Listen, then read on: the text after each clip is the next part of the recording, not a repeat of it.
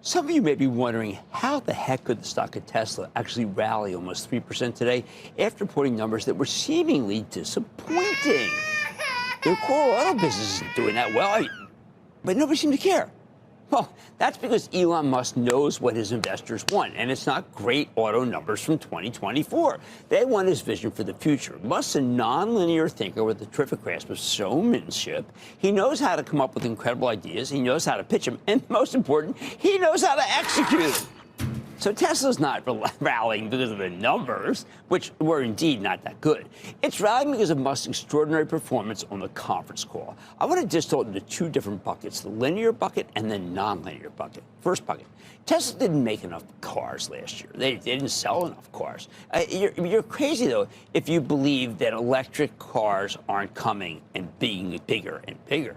Why? Because once Musk delivers better cars, newer cars, better technology, they'll start growing again, and he's going to do that this year. So why sell based on last year's numbers? That makes no sense. He's talking about robotaxis coming in a couple of months at Austin, Texas, and it's going to blow you away how much better they are than human taxis. He's made a very compelling argument that you simply can't stop the self-driving cars. They're the future.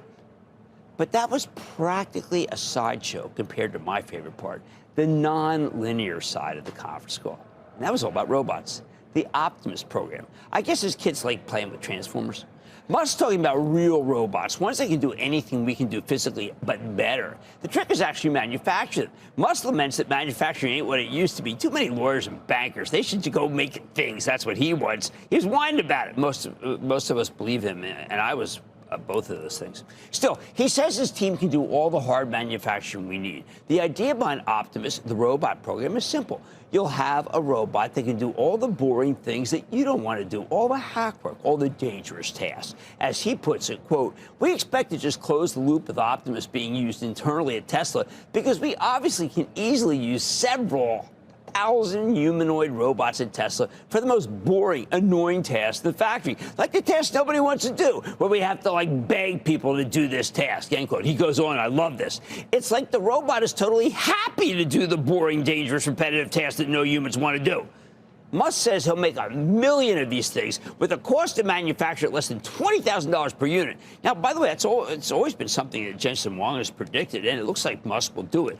At the very least, he's made a strong argument that he'll be the one to get it done. Remember, this technology doesn't have to stop at the factory floor. We all have plenty of things we don't want to do. Imagine having a robot to do your chores. Could it load the dishwasher? I'm always getting yelled at about the dishwasher because I'm terrible at it. It could be a marriage saver. Only the small-minded regulators could get in his way, especially when talking about robo-taxis and self-driving. But Musk tells us not to worry. The tipping point is almost at hand. It's simple. When we know for a fact that autonomous cars are much safer than humans, something he says will be obvious in a short period of time, then we'll all go autonomous. If any other CEO in America tried to pull off what he did last night, reporting a not-so-hard quarter and then trying to dazzle shareholders with a brilliant vision of the future, they'd all be laughed out of the industry. But Musk has such an incredible track record that when he says this stuff, people believe him, and I don't blame them. I believe him, too. He's made his investors so much money over the years. How can he not deserve the benefit of the doubt? Even if you hate Musk's recent move into politics, you can't deny that he's an incredible moneymaker. Why bet against him when you got Tesla so you can bet with him?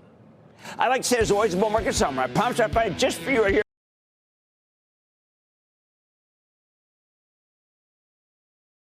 So all I have to say about this is, inverse Cramer. But hey, Cramer released this yesterday.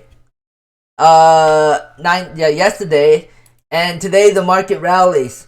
So bet against, and I remember back in 2021 or something, 22 or 20, when Tesla rallied a massive amount. Jim Cramer came on and said that Tesla is gonna skyrocket massively.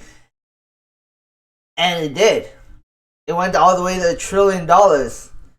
So, I don't know. Bet against Cramer kind of scenario, but sometimes Cramer is right. So, I just wanted to point that out. Thanks for watching, and have a great day. Bye.